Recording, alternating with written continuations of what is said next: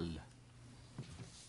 Merci, Monsieur le Président. Madame, Messieurs, j'avoue que je suis un peu surpris aujourd'hui de la teneur des propos du ministre. Je venais ici dans l'esprit de faire le bilan des initiatives en immigration du ministère. Puis là, j'entends des propos très durs à l'endroit du Québec.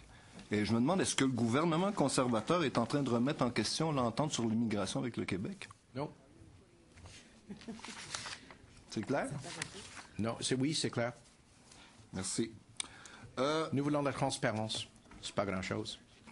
C'est un mot qui est utilisé à toutes sortes de choses, vous le savez bien. Hein?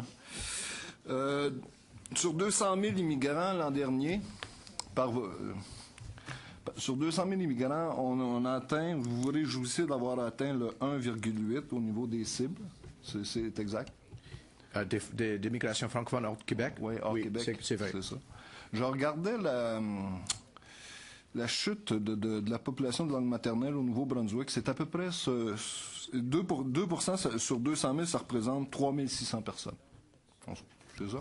De Nouveau-Brunswick, vous dites? Non, je te parle le 2% oui. sur le 200 000, c'est à peu près 3 600 personnes. Oui. La chute des personnes de langue maternelle au Nouveau-Brunswick depuis 2001, c'est à peu près ça. Est-ce qu'on ne sait pas si ces 3 600 personnes-là vont dans les communautés francophones? Avez-vous des données là-dessus? J'ai les données qui indiquent qu'en 2004, par exemple, 68 immigrants francophones se sont installés au Nouveau-Brunswick et l'année dernière, 182 immigrants francophones y se sont installés. Ça veut dire qu'on a vu un triplement du nombre des immigrants francophones qui se sont installés au Nouveau-Brunswick depuis le gouvernement actuel. Par rapport à la baisse réelle du nombre de personnes de langue maternelle qui a été en 10 ans de 3 500, si on a ramené 182 personnes, je veux parler juste de la situation du Nouveau-Brunswick, la communauté de langue en situation minoritaire là vit encore d'énormes difficultés. Est-ce que les cibles que vous nous proposez, est-ce qu'elles sont suffisantes pour renverser la tendance et assurer que le français, par rapport au développement démographique général, qu'on reste dans les mêmes proportions dans les années à venir? Monsieur le Président, je ne suis pas au courant des chiffres démographiques pour la population francophone de Nouveau-Brunswick. Je suis ministre de l'Immigration.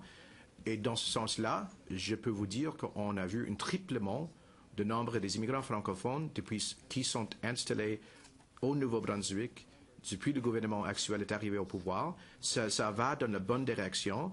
J'espère que ça va continuer d'augmenter. Ça, c'est notre but. Mais triplement, c'est pas, on ne doit pas ignorer que les choses bougent dans la bonne direction. Dans votre rapport sur les plans et priorités déposés au Parlement, l'immigration francophone est pas indiquée comme une priorité, là.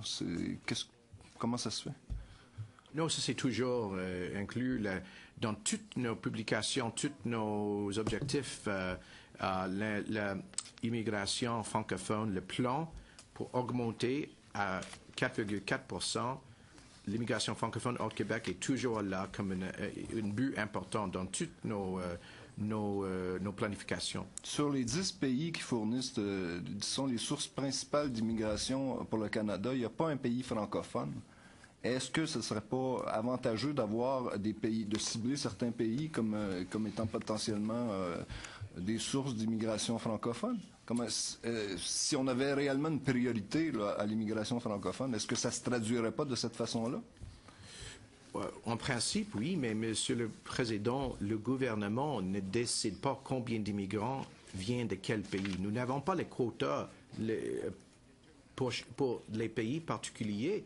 Notre système vraiment répond aux demandes des demandeurs d'immigration.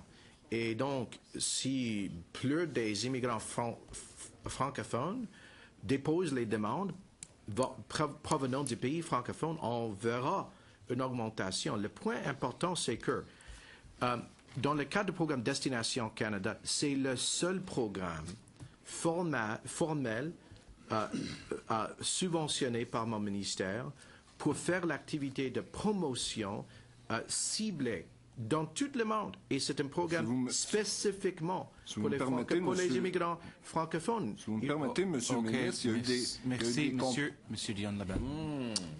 Madame, Monsieur O'Toole a la parole.